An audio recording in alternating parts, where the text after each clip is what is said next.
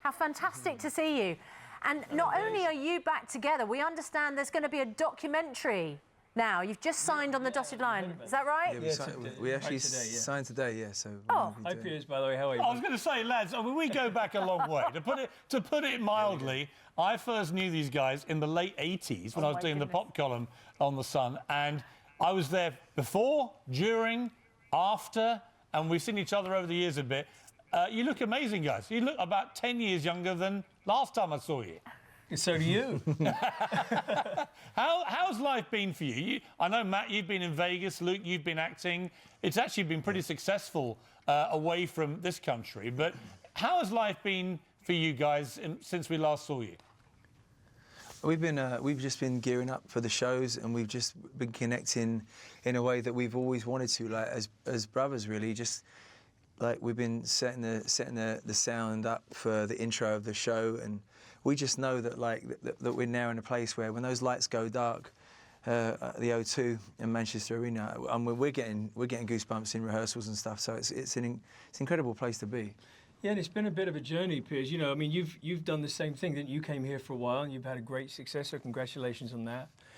And I think as you get older, you have a perspective. You want to feel that what you do professionally, personally represents you as an individual. And so I think what happens is, we feel now that whether it be our day jobs, as we call it, or now the bros stuff is going to be done the way we want to do it. It's going to be fun. It's going to be a community of people that have come together, Matt's team, my team, and do it the way we want to do it this time, you know. And it's fair to say, isn't it? You had a bit of a breakup as brothers. You didn't get on very well for a while. What was the moment that brought you back together? When did you decide, you know what, we're the most famous twins on the planet. It's time we got back together.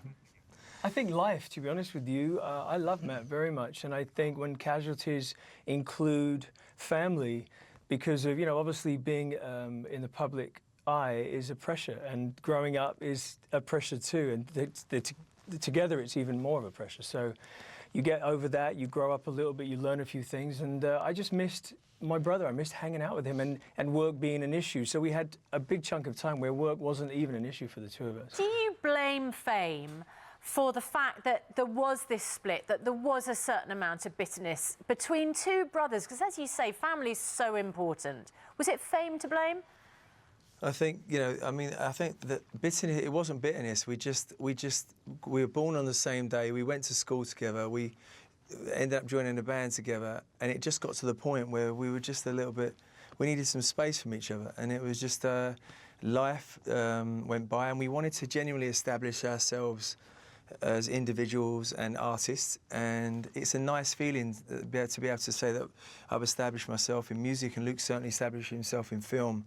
And we were just in a music store having a jam, and it was the most private bros reunion, and we just had this look, and it felt good, and we just said, I think it's time. It really did. It was actually very, very informal. It was, there's been so much debate about it over the years, and then it really showed up very informally. And I have to be honest with you, Matt's right. You just have to, you start answering questions, and then you have a moment here and there, and you think, that answer's not relevant anymore. It's not who I am, and I'm going to have to take a moment to work that out.